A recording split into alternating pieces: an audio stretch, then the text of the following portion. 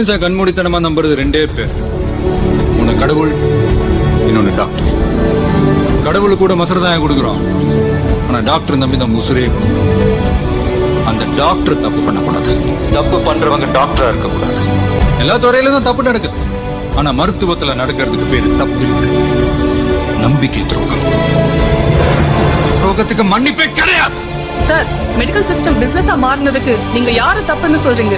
அரசு மருத்துவமனைகள் ஒழுங்கா நடக்காம போனதுக்கு யாரெல்லாம் காரணமோ அவங்களா தான் முக்கிய குற்றவாளிகள்.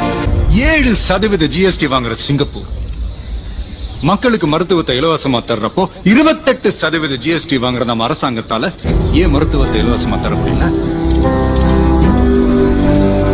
மெடிசனுக்கு 12% தான். பல தாய்மார்களோட தாலி இருக்கிற சாராயத்துக்கு GST கிடையாது.